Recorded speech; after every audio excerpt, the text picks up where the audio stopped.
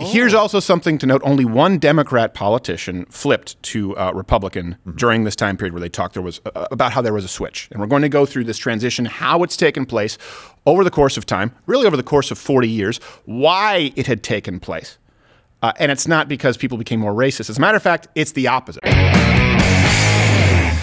So let's get into this, the party switch myth, because right now the Voting Rights, is it called the Voting Rights Act, the Voting Rights Bill? I think it's officially titled the Voting Rights Act. I think it's Act. Because they wanted to sort of dovetail in behind the Civil Rights Act. Yeah, and they thought titling. They think so little of African Americans that they thought they could trick them with a title. Like I thought we had this in like 57 and 64. Isn't there a Civil Rights Act? Yeah. Yep. Isn't there a Civil Rights Act 2 back in Abbott? Part 2. Well, it was going to happen, but the lead was getting too old for this shit. Lethal Weapon 4 should never have been made. While we're on the subject of this, That's nuts. This is something that you're told quite a bit, okay? And this is something that is one of the most pervasive myths that the left has used. And they've used it successfully because it's just sort of gone unchallenged. Yeah. And I think this is what happens. The reason that it goes unchallenged is because often people are afraid of having to defend the character of individuals who've played a role in their party. You sort of see this, for example, with President Trump, where people would say, well, he sent out mean. I've always been very clear about the problems that I have with him, but I didn't feel the need to say it every single time that he did something good. Republicans are afraid because of the character assassination, and this is what they do when they say, look, there was a party switch, and they go, well, okay, I guess, Strom Thurmond did some bad stuff, so let's just get off of that because they have a bunch of strategists telling them that it's a losing play, and it's just incorrect. It's very easy to refute, and I'm going to do it here in about, let's call it 20 minutes tops. Okay. And references are available at loudwithcrowder.com. So this is what you hear from the left. Not from me, that the party switched after the civil rights movement or during. Everyone knows that the parties flipped during the civil rights movement. We do, It's common knowledge. I mean, how did the country go from looking like this to looking like this? So this is the situation we're starting with. Democrats in blue, Republicans in red. This is what the country looked like at the end of Reconstruction. Republicans were dominant in the North and West, and Democrats in the South. Lincoln was a Republican, and the states which formed the Confederacy were mostly Democrats. Whenever they start with everybody knows, Right, it's nobody knows the bullshit you spew. This is not correct. Not only is it incorrect, Republicans, let's start with this. They were the ones who supported both Civil Rights Acts. Sorry. The Civil Rights Act of 57, okay? It was the House voted, Republicans, 84%, Democrats, 51%. Okay. Senate voted, Republicans, 93%, Democrats, 59%. In 1964, the 64 Civil Rights Act. House voted yes, okay, Republicans, 78, Democrats, 69. We're getting closer. They're making some progress. Senate voted Republicans 82, Democrats 60. So a majority of the country, a majority of the representatives of the country supported it, but it was significantly higher. You're talking about an average of 20 to 30 something points Republicans supporting the Civil Rights Act back then. Now I think everyone should know that. But of course, they're going to try and argue it switched since then. That's the argument that they try and make. Right. Here's also something to note. Only one Democrat politician flipped to Republican during this time period where they talked about how there was a switch. And we're going to go through this transition, how it's taken place over the course of time, really over the course of 40 years, why it had taken place. And it's not because people became more racist. As a matter of fact, it's the opposite. So sometimes, I see this a lot from the left or people online, who you used to get this a lot from the atheist community, right? There's just correlation doesn't equal causation. No, I know. Just apply it here. So people were racist. Got it. And then the map shifted, right? It shifted more Republican. And you're just assuming that's because they became more racist? Well, why the switch? Why would they switch from the friendly racist Democrat Party to the unfriendly, always historically non-racist Republican Party? You think that's let's just use logic here. What's the path of least resistance? That's always what they take in politics. You think the path of least resistance was changing the entire party? So one Democrat switched to Republican during this time period that they talk about. I want to get this out of the way. Strom Thurmond. Great piece of shit. Yeah. Right. Strom Thurmond was a Democrat, famously filibustered the 57 Civil Rights Act for 24 hours, 18 minutes. That's the longest filibuster in history. Democrat, just to be clear. Democrat. Because a lot of people don't remember the Democrats did the filibustering of the Civil Rights Act. There was another racist Democrat, Robert Byrd. He did not switch Republican. He filibustered the Civil Rights Act for 14 hours, one of the longest ever in history. People try and point to Strom Thurmond, say he became a Republican, therefore the party switched. Well, look, far be it for me to defend Strom Thurmond as a perfect individual. However, you do have to understand that he switched to becoming a Republican. Okay, and once he had become a Republican, after he was one of the first Southern senators to hire a black aide. To be clear. He authorized the Civil Rights Act. He actually pushed for an MLK Jr. It's important to have that out there. Junior holiday. And Joe Biden actually gave the eulogy for him, obviously, when he passed away. Listen to Joe Biden's words here. He said that he came to the good side later on in life. Okay, well, Joe, what does that mean? Because he was a Democrat before he came. The only thing that he'd switched was his party affiliation to Republicans. And you're saying that he came to the good side. And you are the leader of the party that is supposed to be the friend of African Americans and every minority group in the United States. And you're saying this guy's a good guy, and he became a Republican to do it. That's Joe Biden saying it. He became a good guy, he became a Republican, and then he hired some black aides. He had a change of heart. So all references available at loudwithcrowder.com. The point is, you can't have it both ways. Now, contrast that with Robert Byrd, who remained a lifelong Democrat, worked for the Klan, just to be recruited for the Klan. So back then... Retired on Klan dental. Yes, he was... as his day job was filibustering the Civil Rights Act, and he moonlighted as a Klan Grand Dragon Wizard, Cyclops. Well, here's the thing. He maybe had a change of heart. Except, as recently as 2001, he said this, while still a Democrat, on air, live television. My old mom told me, Robert, you can't go to heaven if you hate anybody. Well, that's nice. It's a good start. We practice that. There are white niggers. Whoa, what? I've seen a lot of white niggers in my time. Whoa. Circled back. That word. Whoa, wow. I think he said that on September 10th. So let's go through kind of now that you have these individuals who filibustered the Civil Rights Act. You now have the numbers as to how the Civil Rights Act, 57-64 came to be. Let's talk about the switch of Southern Democrats to Republicans. Well, this is a switch that had taken place over the course of about 40 years, just to be clear. It happened pretty slowly. Before the Civil Rights Act, it was starting, and then you sort of started to see it transition. Again, you started to... Let's start with this. Both parties were racist to begin with. Okay? At a certain point, both parties... To some degree, right? To some degree. And then one pulled away. So in 1928, for example, Herbert Hoover was 7,000 votes away in Alabama from winning a majority of former Confederate states. He also won 47.6% of the South's popular vote. This is in 1928. Okay, 1928. By the way, I'm not saying that he was a great president, just to be clear. Well, Hoover Towns, you know what? That one's on him. We're not saying that Thurman was an angel either. No, of course. Named a vacuum after him. That's how much he sucked. By 1942, Southern Democrats were already voting with Republicans on non-racial issues. So let me give you some examples here. In 1956, Eisenhower, who signed the 57 Civil Rights Act, won a majority of the popular vote in the South. If you feel bored by this, understand the chasm that exists between you right now, the viewer, the listener, and people who are at Ivy League universities. Because most of them can't tell you to which party Abraham Lincoln belonged. But understand that Abraham Lincoln, right, you're talking about he was a Whig at one point, basically, right, the creator effectively, or you would say of the Republican Party, certainly a pioneer. I think that's fair. Trying to couch my words here to be careful, but you know what? Abraham Lincoln, noted Republican, freed the slaves. However, you do have to look at it's sort of like now when people, let's say you're on a road trip, okay? And the kids say, are we there yet? Are we there yet? Well, keep in mind at that point, when they freed the slaves, right, prior to the Emancipation Proclamation, there was no there yet. Right? So in other words, there's no blueprint. There's no roadmap. You had an Abraham Lincoln. So you had a Republican Party from its inception that was really created out of struggle. It was born in struggle. And the struggle was, we just cannot reconcile our Constitution and the ownership of human beings. That's the creation of the Republican Party.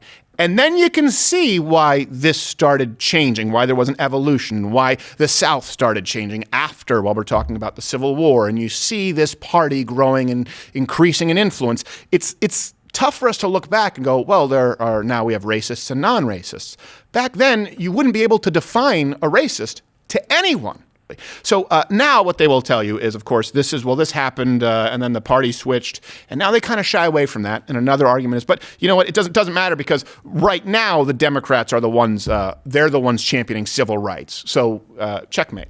The Democratic Party was once the party of white supremacy, supporting slavery and the Ku Klux Klan. Today's Democratic Party believes that government has an important role to play in society. It fights against economic inequality. It advocates policies that battle racial and gender discrimination. Must you be gay to work for Vox? And why does it have to be Yes. gender? You're talking about race. You're like racial and gender discrimination. We're piggybacking off that one. Okay. What they're doing is they're trying to get these people to vote for them. Let's be clear. Democrats have been taking advantage of black people specifically. Now it's extended to all minorities, but specifically black people since slavery. Let's go to the people who, their examples, who might have been the strongest champions of civil rights. LBJ, the Great Society. Okay, this is something that a lot of people may not know about. I did a video in Detroit. It was my first on-location super video, I believe, back in 2009, where we talked about Great Society. We talked about Model Cities program. We talked about Jerome Kavanaugh, first mayor of Detroit, 61 all the way up to today. Now, the Great Society incentivized and increased the number of single-parent households. You've heard the term baby mama. This goes back to Great Society. There was a financial incentive to not be married, to not have a father in the household. This created a massive welfare state, kept people more reliant on government aid. It de-incentivized work. And now, of course, we take that to today, where you look at that. Okay, let's call that soft bigotry. And we'll get to the hard bigotry of LBJ in a second. Of that. You thought Robert Byrd was bad, but the soft bigotry was, hey, you know what?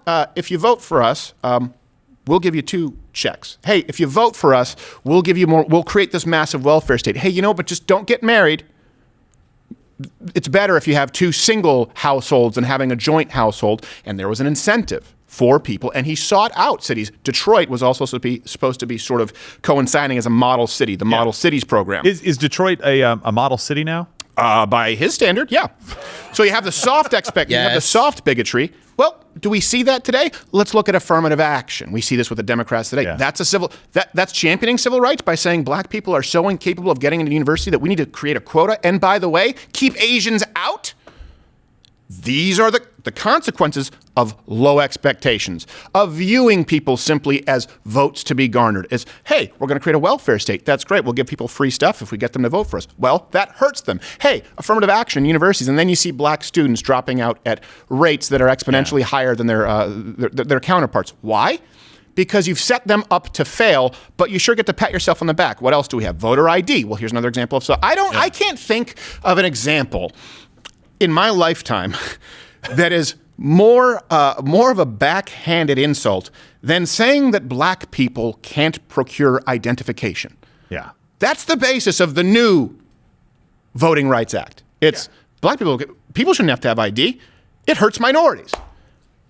Can you think of an example of privileged white pricks speaking for black people more clearly than today?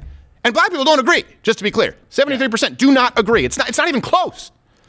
I was about to say, I mean, this with LBJ's incentives, he was basically saying, like, a lot of people see these are perverse incentives that he created. I'm like, no. He was making people dependent. That was his entire goal, because look at the amount of money that you get. The amount of money that you get is not enough to feel great and live a lavish lifestyle. It's just enough. It's just Until enough. now. Keep you out of. It's just Kidding. you're hungry. You're not starving under LBJ's plan. And so LBJ understood this, and so did the Democrats, where they were saying, we're going to give you just enough, but just enough to make it to the next check, so that you know where that check is coming from. By the way, that's how you condition dogs. Just to be clear. How do you condition? This is how you train dogs. This is how you train a lot of animals, but certainly dogs. If you want to condition them positively, you reward behavior with a treat, but guess what you don't do? You typically don't do that right after a meal, right? You give them a treat. You don't fill them up on a treat, because they need to know where the next treat's coming from. It's, all right, you get this. Now, go over there. Okay, sit. You get this treat. I know it's not enough. You're not starving. You have enough, but okay, now lay down. No treat. Yeah. Here's a check. No, wait, hold on a second. Make sure, are you voting right? Okay, here's another one, but just enough. Or, okay, here's a welfare state. Okay, here are EBT cards. Okay, this is how it works. This is how you condition people to become Here's rent dependent. control. And by the way, this is not a new theory, right? This is written down in Proverbs in Scripture. If a man does not work, he does not eat. And it paraphrases basically to say, let his belly be his guide. When he's hungry enough, he'll get up and go work so that he can eat. So here's also LBJ. That's the soft racism. And you see it through policy. And I hate that term, but that's the term that we're sort of using here, because it's a term that I know that you're probably more familiar with. It's soft when it's not hard. Right. Here's the hard racism from LBJ. These are LBJ quotes. These Negroes getting pretty uppity these days, and that's a problem for us. Here's another quote. Now, we've got to do something about this. We've got to give them a little something, just enough to quiet them down, not enough to make a difference. And I want to give you another quote because this is something back when, louderwithcrowder.com, and now you can see the references there, but back when we were mainly writing articles before this show was the size that it was, a big part of what we did was writing daily articles. And it was tough to find a source for this quote from LBJ. This had been circulating around. And so we ended up doing a story, I think a long time ago, on Snopes not fact-checking this horrible quote that you're about to hear from LBJ, not saying it's false, but doing everything in their power to avoid acknowledging that it's true. Because again, these quotes from these historians that you just heard, no one doubts them. Okay, who presented these quotes? These people are legitimate. You have Robert Kressler, right? These are the previous quotes. Yep. Okay, and Snopes like, okay, this was said. Now, Snopes wrote the following quote as unproven, even though the other ones we know are true from the same sources. Robert Kressler wrote that, and it says, I'll have them N-words voting Democrat for 200 years. I would quote accurately, but I'm not Robert Byrd, so I can't get away with it. I'm so happy you didn't. Now, the Snopes rationale for fact-checking this quote, to be clear, they didn't say it was false. Right, yeah. But they can't prove that it was true. This is their rationale. It says, circling back to the quote which we started, it wouldn't have been entirely out of character for LBJ to have said something like, I'll have those N-words voting Democratic for 200 years. But on balance, we have to question its authenticity. Now, keep in mind, this is the same Snopes that said Ilhan Omar did not marry her brother. Sorry, unproven. Here's another argument that they make that Lincoln would have been a Democrat today, right? You hear this a lot. You'll see it at HuffPo. References available at louderwithcrowder.com.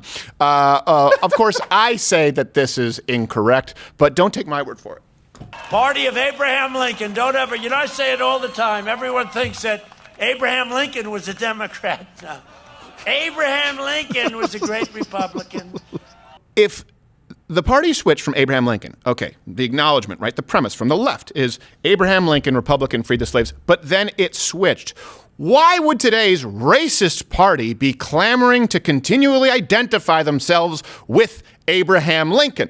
Why would Donald Trump say, in other words, if you believe that Donald Trump is a politician, right, who just wants to say what people want to hear, why is the current Republican assuming that all other current Republicans like the Republican who freed the slaves? It would be a losing strategy if he was saying it to a room of racists. Does that make sense? He would be booed and jeered. So, and Trump does have a point, though, that they often try to claim, the left. They try to, a lot of people believe this. This was, I think, back in 2009. And just to be clear, I hate the kind of jaywalking gotcha stuff because you can do that with anybody. However, the context here was I never planned on doing a video asking the party of Abraham Lincoln. It came up, this is before the term virtue signaling existed, okay? It came up because I asked people who their favorite president was, and everyone, well, most people invariably answered Abraham Lincoln. And so it was a simple follow-up. It was like, okay, to which party do you belong? And then they couldn't answer. These are current students at Berkeley, or as the left refers to you, their best and brightest. Abe Lincoln was easily the most popular. Naming the party of the old dude with the beard and hat, a little more daunting. And to what party did Abraham Lincoln belong? Whig? Yes, Abe Lincoln was not a Whigger. I'll say, I'm not sure. Uyghur, yeah. Back then, I believe he was a Republican, but that was nominally a Republican. Well, she's basically right. Yeah, nominally a Republican. Wait, hold on a second. Do you mean, first off, by the way, to be clear, was a Whig and then said, I'm going to create something, Republicanism. Democrats loved slavery so much, they tried to form another country and have that as the platform. Yeah, you had to remove their statues. And by the way, if you're on YouTube, smash that like button right now. That's also something that helps, and you can comment below. We're going to wrap this up and go to Mug Club.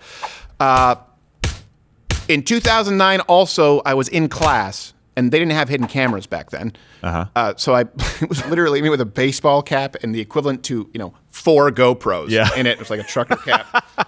You had to say, And I'm sitting in there, balance the whole time. I put like one of those picture cameras in a coffee cup that would last about 35 seconds. Yeah. But you can see some footage where a teacher is teaching their students at Berkeley. I'm in the classroom.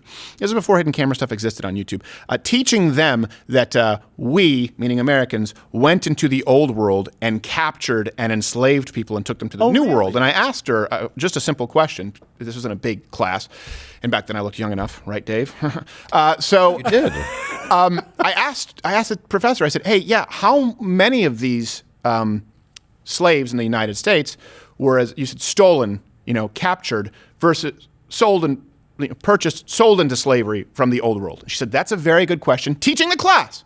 And I don't know the answer to that. Well, it's the lowest number you'll see is 80%, and it's as high as 95, depending on the estimates that you use. Lincoln, let's go back to Lincoln, and we'll close it with this. He was a firm believer in personal liberty and the Constitution. Let me read you some quotes. And it's ironic that I'm using Snopes now. He said, in all that the people can individually do as well for themselves, government ought not to interfere. We the people are the rightful masters of both Congress and the courts, not to overthrow the Constitution, but to overthrow the men who pervert the Constitution. Yeah. So this is what I want to leave you with. The shift in the South was something, and it's so funny because I often encourage being reductive. I encourage you to be able to... There's an old saying, I don't remember who said it, so this is not why I can't remember the name of who said it. There's an old saying that if you can't explain, if you can't give your pitch, if you can't explain the concept, make your case in 30 seconds or less, you have no business making it. So I think it's important, I think it's a valuable skill, not to take simple topics and make them complicated, but to take complicated topics and make them simple. Why? I believe that any skill, I think this is the difference between sort of virtue signaling and reading your resume versus an actual skill. Comparing, for example, trade schools versus a gender studies degree. How do you say one is a value? It benefits others, right? A useless skill or a useless degree, or in this case, a useless gift where people want to pretend to be, let's say, hyperly intelligent. It's a gift for yourself. If you can take a simple topic and make it complicated so fewer people understand it and then use the term nuance to cover your tracks, you're not helping anybody. A valuable skill is somebody really, really smart who's able to take it and boil it down. So ironically, as someone who says there's nothing wrong with being reductive, I actually value that skill more than creating something or making it more complex than it needs to be. In this situation, look, the transition of the South to Republican took place over a long period of time.